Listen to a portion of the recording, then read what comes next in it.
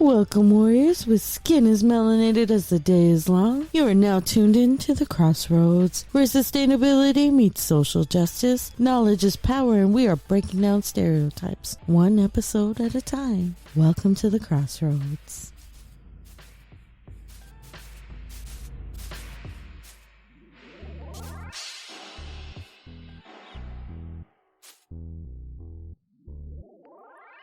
Hello, everybody, or welcome back to another episode of The Crossroads. I am your host, Rashida Green, and this is the show for and about environmental justice and those who fight the fight with skin as melanated as the days are long. Knowledge is power, and we are breaking down stereotypes one episode at a time. Now, I'm very excited. As Drake said to you, the power of the mind is not a joke, and that is what we are about to experience here today, because I am joined by none other than the creator of the Hip Hop Caucus, a man who's devoted himself to issues of environmental justice, a thought leader, Mr. Mustafa Santiago Ali. Sir, how are you doing? I'm blessed. It's an honor to be able to hold space with you. So thank you for having me. You are welcome. We're going to get into who you are and what you do for those who may not know. But before we get there, I want to give some flowers. This is the part of the show where we honor someone either in our lives or maybe not, who has had an impact on us in a positive way. Would you like to go first? Oh my goodness, there's so many flowers. Well, first flower has to go to my mother, whose birthday is tomorrow. Yay, Leo season. Cool. Yeah, and she is a true Leo. Oh, she is. So is mine. I understand. We can start a group. Yeah, so we'll definitely do that.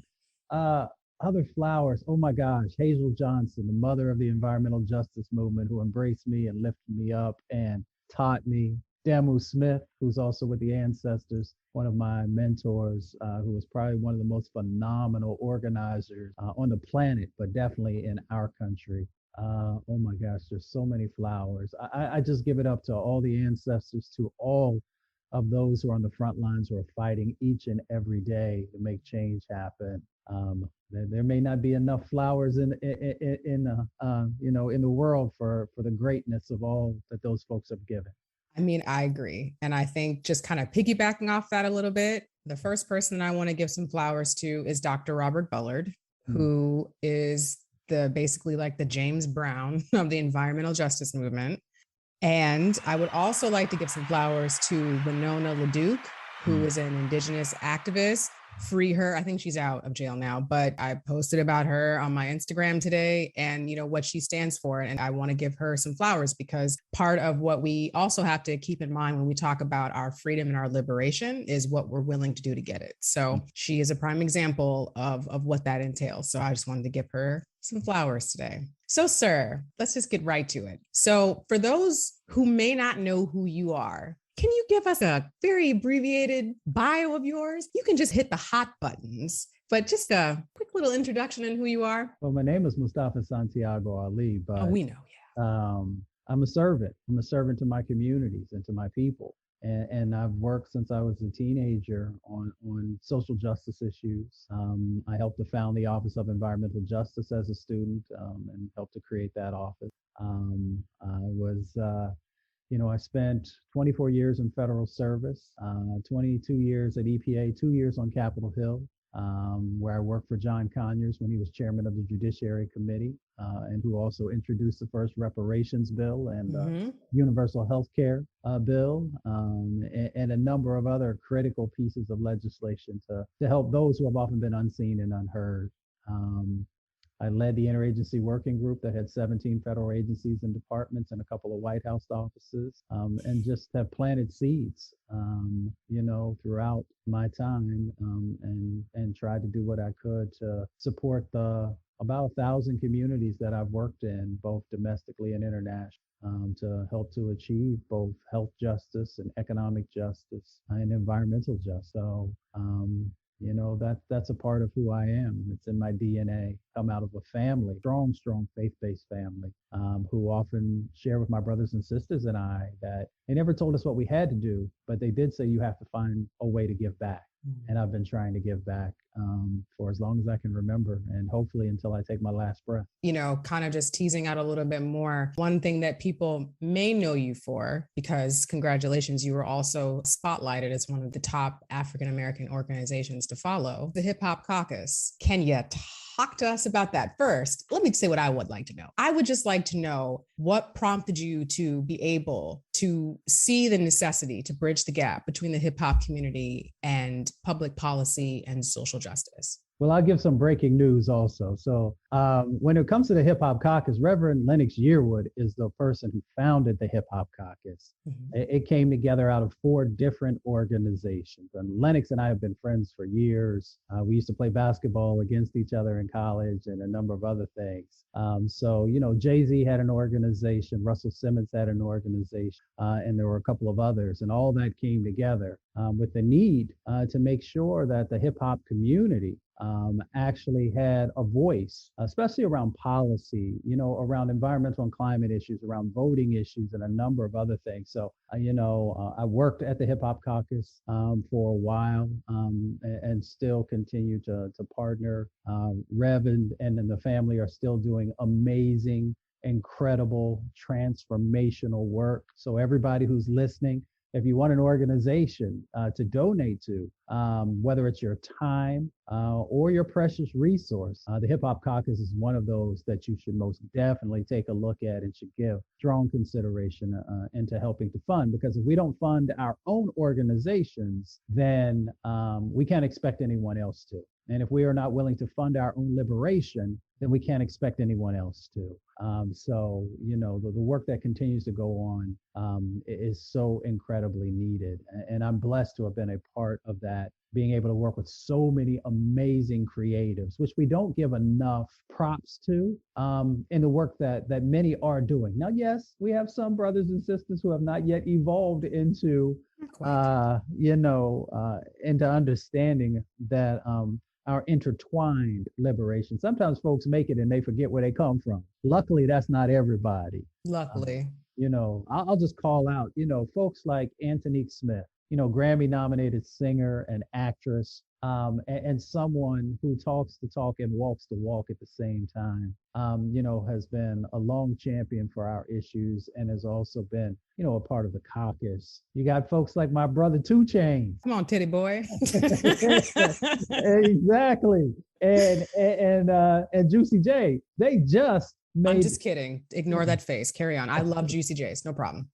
Well, just made huge investments in the solar in the solar space, which will help to limit, impacts, public health impacts that continue to happen inside of our communities, and also investing in that clean technology to create jobs and opportunities. So I called him out because 2 Chainz was also a part of the Respect My Vote campaign. Yes, he was. Because we can't win on any of the issues that we care about, if we don't protect our vote. And sometimes when we get it twisted, luckily not that many are getting it twisted. And that's the reason that you're seeing all these actions that are going on in a number of states, because they know Black and brown folks and indigenous folks in some areas, are really understanding that they have power. And a part of their power is translated through the civic process and through their vote. And that's why, the work that the Respect My Vote campaign has done through the caucus is so incredibly important.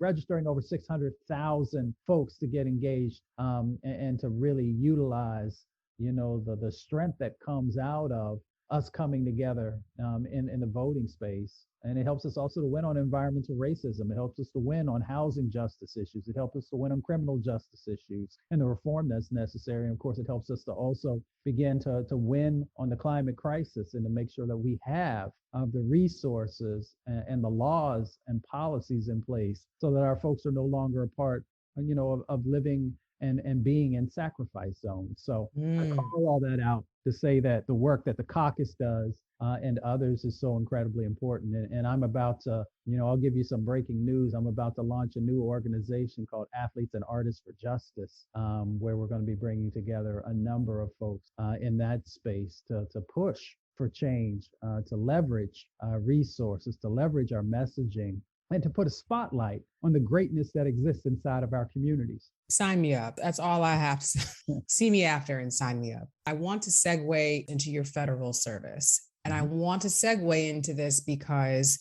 We understand that it's the summertime. We know that we've got some primaries coming up for the upcoming year. We know we have legislative sessions that are going to be starting up. So for a lot of folks, they're going to be gearing up and preparing for that. In terms of your federal service, because you worked for extended years at the EPA, what has been your experience trying to make actionable changes legislatively, or culturally at the federal level? It was difficult in the beginning. I mean, it was so amazingly difficult.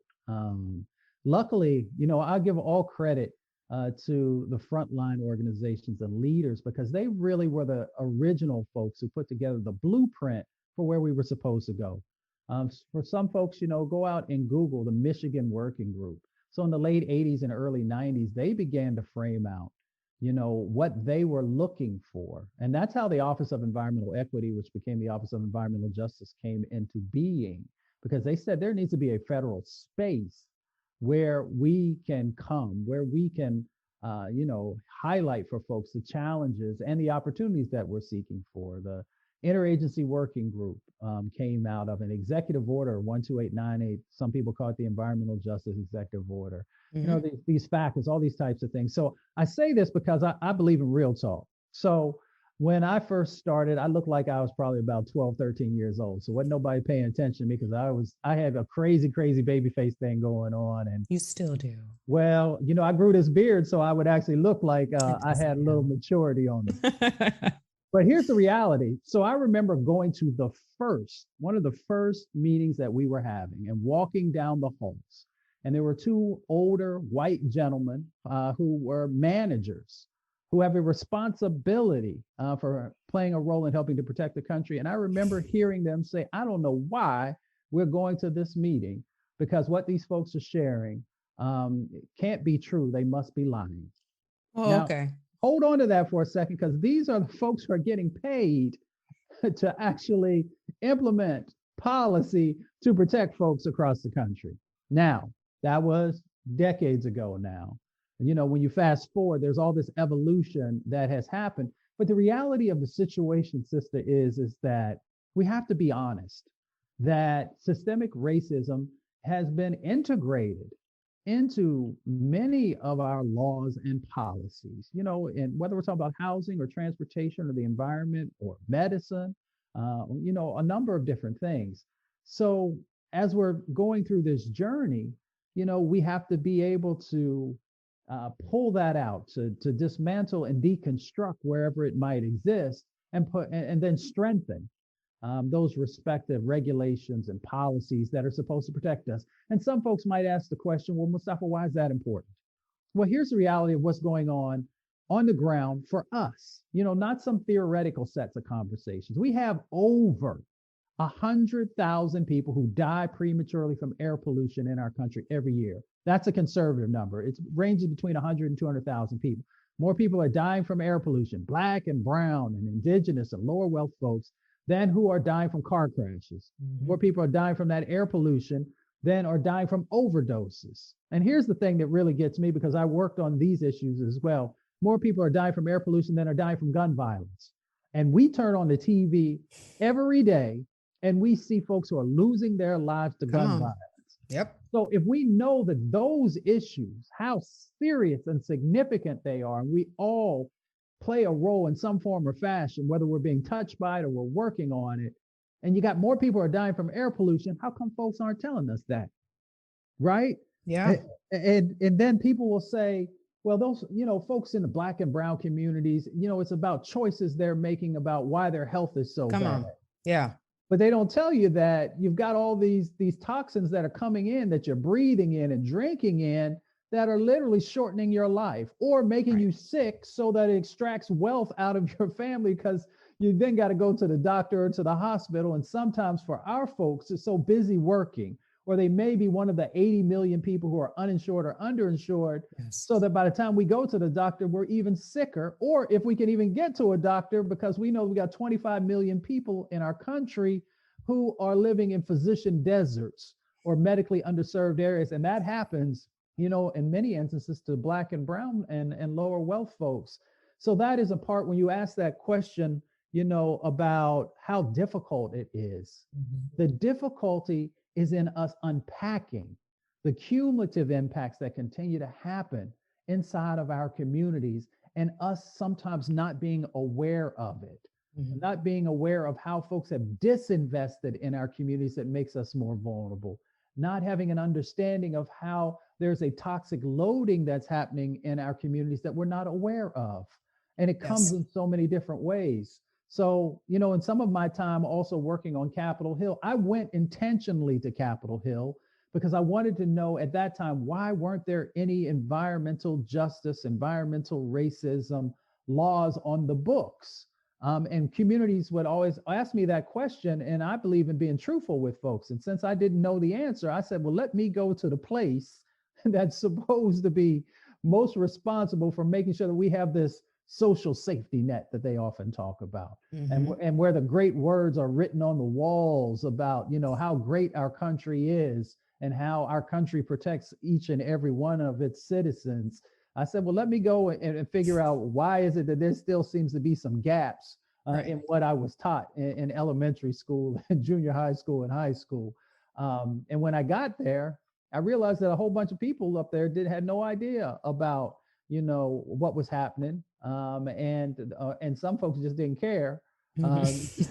So I said, I'm going to take this knowledge and then I'm going to go back. I'm going to work with communities across the country so that we can begin to build some of this on the local and the county and the state and eventually the federal level. And we now find ourselves in this moment where everybody talking about environmental racism or environmental justice. A lot of folks are talking about climate justice and the climate emergencies that we find ourselves in, because you can't ignore it anymore. Our brother, James Baldwin, once said that I have to make you conscious of, if I love you, which is important, if I love you, I have to make you conscious of the things that you can't see. Now we have to make sure that it is impossible for folks not to see both the impacts, but also the sets of opportunities. And this is something that I kind of struggle with, because as I've been researching, of course, reading Dr. Bullard's work, some of the early incidences, and this is a question that I actually would like to know from you as well, I found that there was just an egregious amount of mishandling of several of the cases and the case studies that he documented in Dumping in Dixie. That the EPA at federally and at the state level had opportunity to intervene and didn't, or if they did, it was minimal and only done after it had become whatever the incident was, made national news or made the news. And so seeing that, for me, it makes me question whether or not we as people of color should even be putting our energy into making federal change. I've actually kind of talked about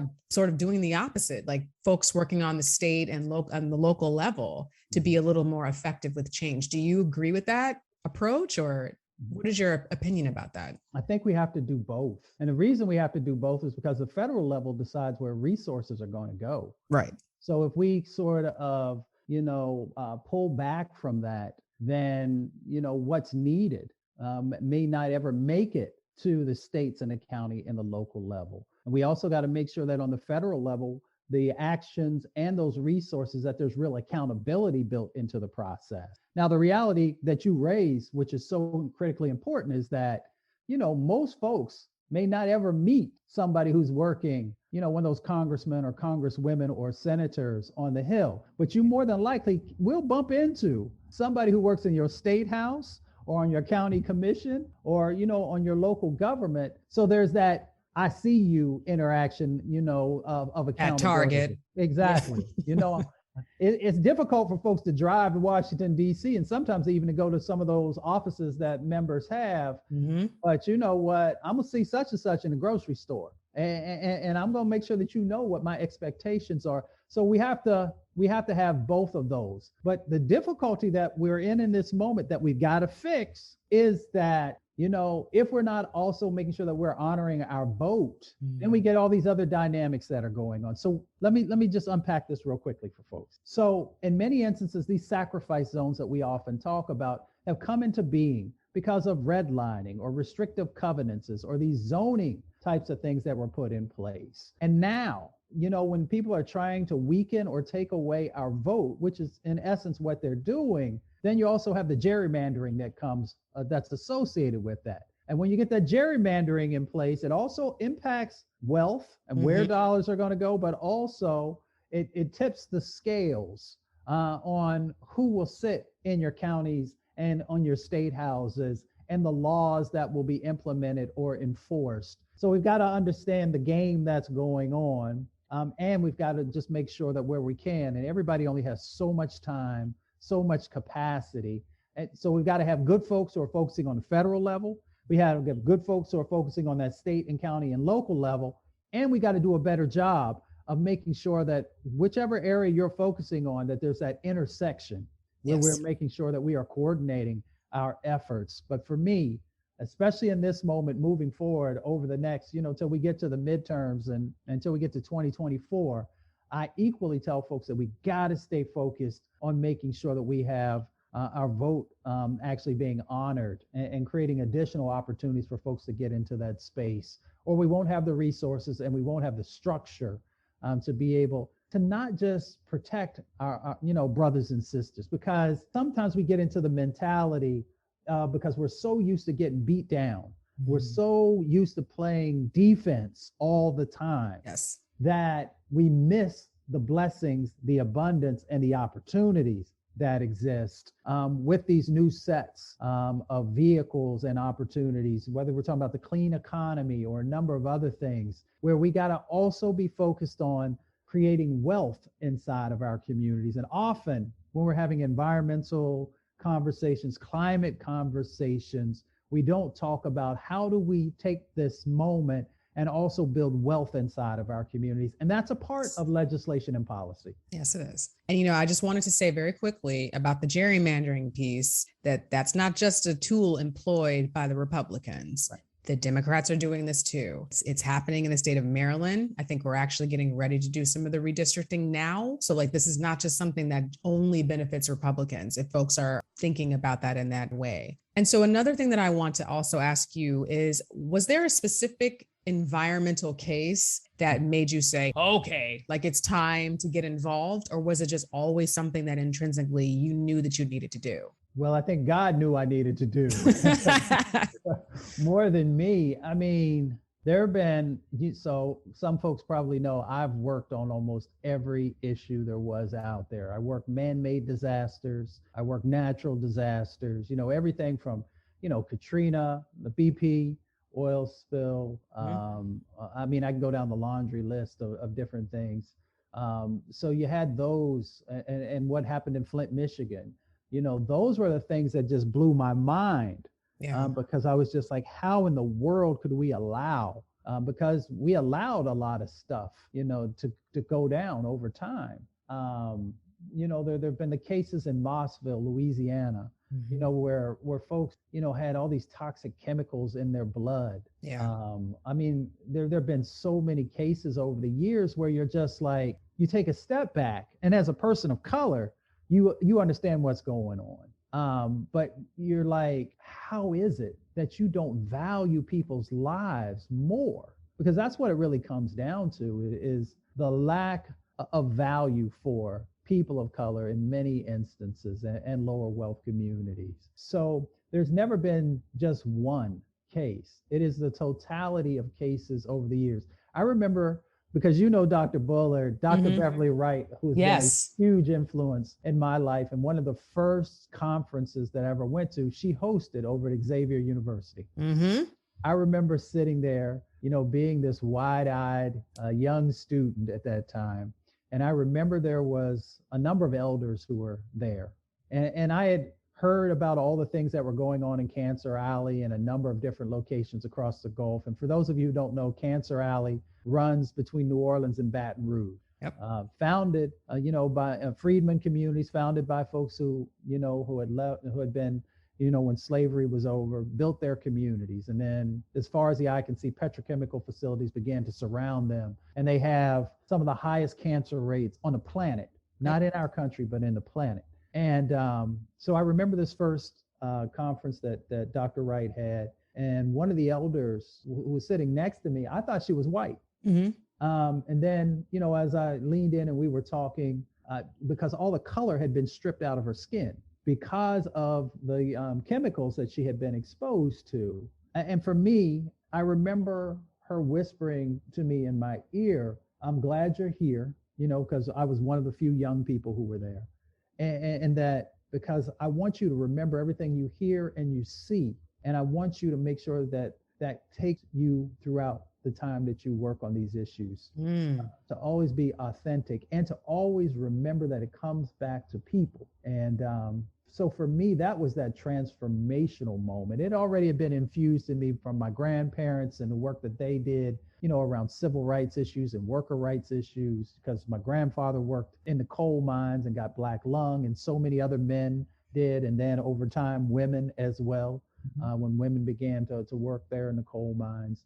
But for me, having those sets of experiences and conversations, and here's the important part, having folks who were under tremendous adversary, all these different types of things, who never gave up. Yes. And who continued to fight and to push. And they still had that sparkle in their eye of that, I know things are going to get better. I don't know when, but I'm going to keep on keeping on. And so I think we have more than come to the crossroads. And this is just the part in the show where we just kind of bring all these things together. And the way that I actually want to do that is by asking you, from your perspective, what do you think is the biggest issue that we have when it comes to globally, when it comes to climate action? What do you feel is the big thing that we really need to focus on and make changes now?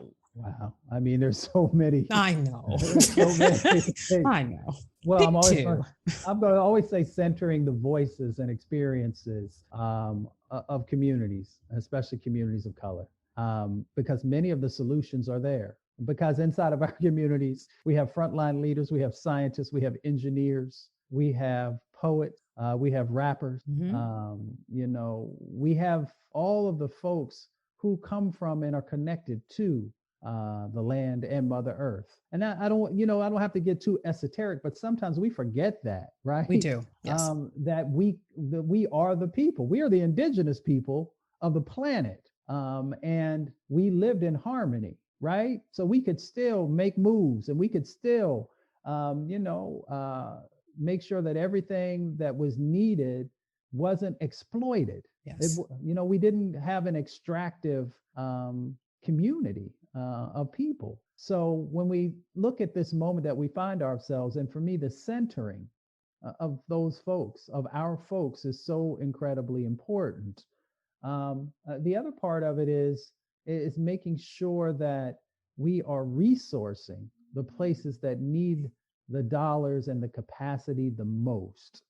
We don't ever really talk enough about what's happening in the Caribbean, where I've spent a lot of time, and then what's going on in Africa, and how it will play out as we move forward. And of course, those are only two locations. There are islands across the planet that are disappearing.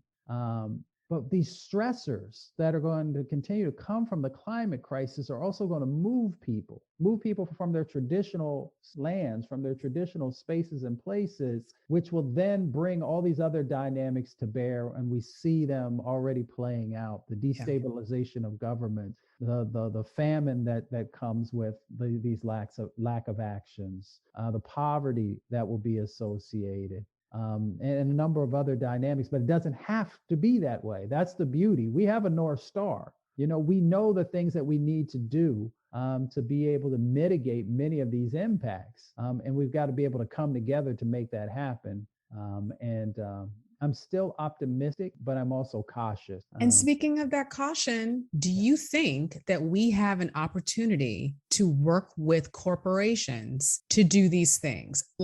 One of the main takeaways, again, is just like a process of me going through this podcast and the preparation and for each episode, I'm finding that corporations have a very sinister role to play, and why we are experiencing that in the government are also the reasons that we are having some of the impact and the issues that we're having. For example, The Economist has their ocean summit that they do. I've participated. I don't know if you've ever had an opportunity to sit in and listen to that, but it's very corporation heavy, and they use the lingo and the terms and things of that nature. But the concern is that these are corporations having these conversations, and there might be a sprinkle of people of color, but there's not folk there with the actual lived experience. You're laughing at me, but you know I'm right. No, I know you're right, because I think about what Chuck D said, because you mentioned there may be a sprinkling of folks. Remember when Chuck said every brother ain't a brother? That part. Or like Angela Rye says, all kinfolk ain't kinfolk. Right. Yeah. And Angela and I used to work on Capitol Hill together. So okay. Yeah. So I know Ange real well. Mm-hmm. So the answer to your question is yes, but I do believe that there are opportunities to work with some corporations, and some corporations are trying to make change. But the ones that have been most deadly to our communities, I think it becomes more difficult, because they have a vested interest in continuing to squeeze out every last dollar that they can from an old 20th century set of operations. Yeah. And then here's what they're going to do, and they're already doing it. Then they will reposition themselves. They will reposition themselves in this new clean economy. Yes. To continue to hold power over the future. So you will see those in the fossil fuel world who will begin to move away from that. Although, brothers and sisters and everybody, please pay attention that they also are going to try and hold on to the whole fossil fuel thing, because they are the ones that make plastics. Most people have no idea where plastics come from. They don't. I think they think plastic, you just pop it off of a plant or a tree someplace. It comes from that drawer where you keep them all. Exactly. For your lunch, and maybe to deep condition your hair, for instance. Right. And a good friend shared with me, she said, you know what, Mustafa? She said that you can literally walk around your house and you will have a hard time finding something that is not made from plastics. Oh my God. It's literally everything. Everything. Yeah. And it's a part of the addiction that was built on purpose into people's lives. So that's for a whole nother conversation, but that you'll be back to have with us. No doubt, no doubt. But if you don't understand where stuff comes from, then you won't understand why certain entities will do everything in their power to hold on to, the immense amounts of wealth that they have been able to do. Why they will spend hundreds of millions of dollars on false advertising. Why they will pay off some folks, whether they're in our faith-based family or in our secular family, to say, well, you know what, it ain't that bad. And it's something that's going to come, 20, 30, 50 years at the end of the century type of thing. And they say it so much, and they find effective vehicles that you start to question yourself. It's almost like on January 6th, when people saw all them folks running into the Capitol, and then people said, well, no, they didn't. They was just tourists, or they really, they was just hanging out. So they do the same thing when it comes to environmental injustice, environmental racism. They do the same thing when it comes to climate. They did the same thing with cigarettes for the longest time. They told you it don't cause cancer. And then, oh my God, well, you got to smoke a whole bunch of them before you get cancer. No, you don't. Right. No, you don't. Yeah. So it is an old playbook that sometimes we just fail to realize or understand what's going on behind the scenes. So going back to your initial question of can we work with corporations? The answer is yes, if they are willing to become authentic partnerships. Yes. To stand in solidarity in the changes that have to happen, and to make sure that they are not also blocking space for the new development and the new sets of opportunities that can be transformational. If they don't, they will eventually fade and lose out, because there won't be anybody to buy their products. Right. So that's why I lift up when there are folks who are doing the right thing. Mm-hmm. We have to lift those up. And then for those who continue to do destructive, actions, we got to call them out. And the ways that we call them out are both through, our verbal through, writing, through holding elected officials accountable. But we also have to make sure that we stop funding our own destruction. We have to Yes. stop funding our own poisoning. And we have to make sure that we're making better choices with our dollars. And that is what really gets their attention. When you start messing with the bottom line, when you stop, or when you start having those shareholders saying, well, wait a minute, Mm-hmm. some ain't right here now. Yep. Why aren't y'all in step with where the energy is for the 21st century? Then you get people's attention. And that's why the whole divest, invest movement with trillions of dollars have been divested away from, dirty fossil fuels and those who have been profiting off of it, was so critically important. It's almost like the work that some of our, parents and others did in the divestment movement with South Africa. I was just thinking about yeah, they weren't trying to change. about that. They weren't trying to change, and they didn't Yeah. care about folks' human rights and civil rights. It wasn't until you got into them pockets Mhm. that they was like, wait a minute, we got to change. Right. And just funny random tidbit, the first time I heard about the term divestment was actually in the movie School Days, which is what was one of the many things that made me want to go to an HBCU. So I just wanted to put all that out there, full Yeah. circle. Yes. Well, remember when Lawrence Fishburne said, wake up? Wake up. Yeah. Exactly.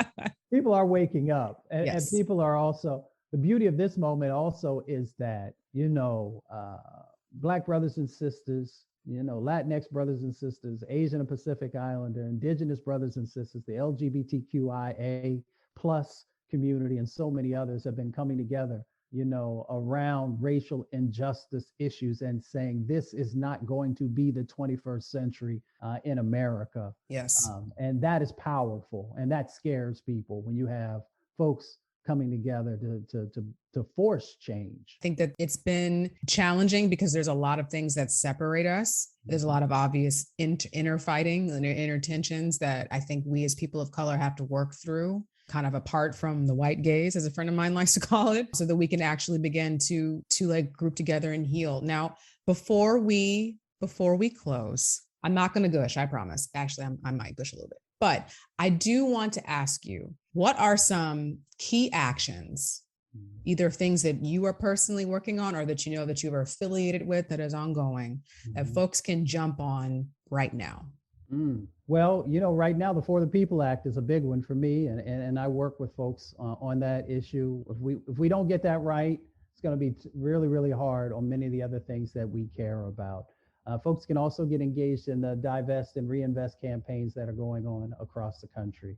I'm really big also on this new clean economy and making sure that we're not just workers in that space, but we actually own the businesses that are in that space. Because I'm all about building wealth in our communities. Because when we have wealth, then that gives us the freedom to be able to say what you need to say, and to also make sure that you're uplifting others who come from the places that you come from. So we launched the Clean Economy of Color Coalition a few months ago, and we've had just an overwhelming response of folks who are getting down with that.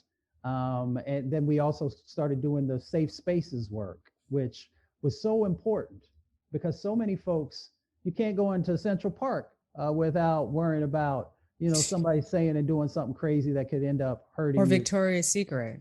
Or Victoria's Secret. So if you can't go into those spaces, right, and feel safe and welcomed and honored, then it makes it real difficult for you to go to a national park where you might not have cell phone service. Yeah. And if something pop off, is your word against somebody else's. So we've been doing work in that space as well. So I invite folks I think the most important thing to do is to just take a look at the environmental justice networks and organizations that are all across the country. And you will find a space and a place that will honor your blessings and abilities. And you'll be able to contribute to the work that's going on. Because, it always comes back to home. What's going on in your local, communities or in the local areas is something that you can feel and touch and taste sometimes, and where you can make change happen, on a really, really important level. And then if you're a student who's listening, if you're in college, you should definitely check out the work that Dr. Bullard and Dr. Wright are doing around the HBCU Climate Change Initiative.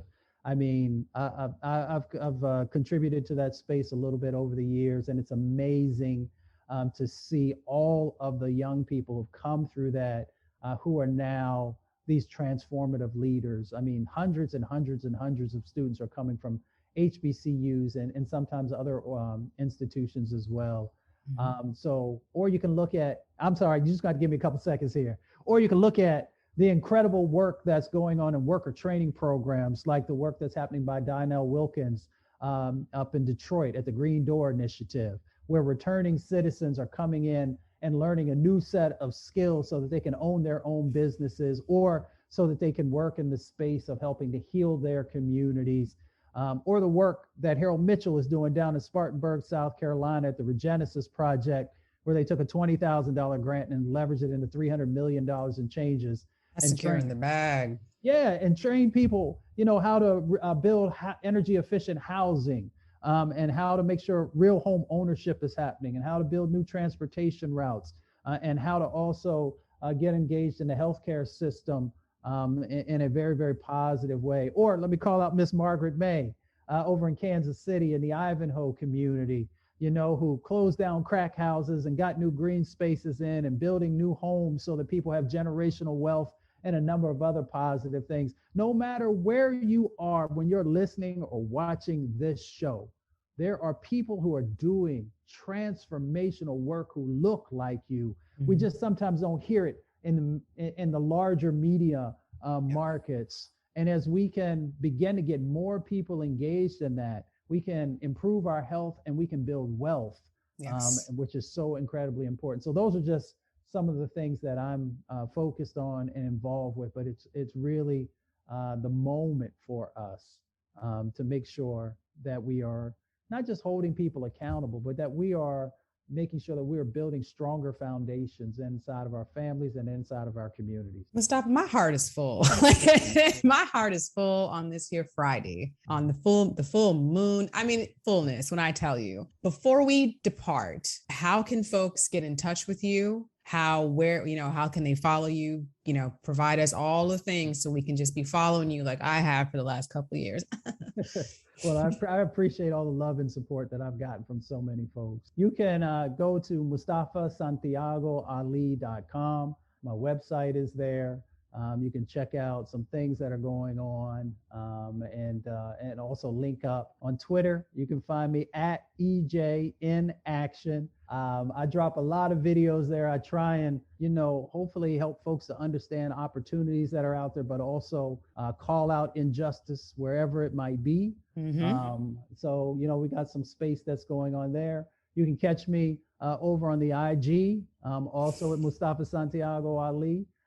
So we can get at that. I haven't yet learned how to properly utilize TikTok, but y'all might see me dropping some new moves, but I'm kind of busy. So you're like, are they still doing the bump?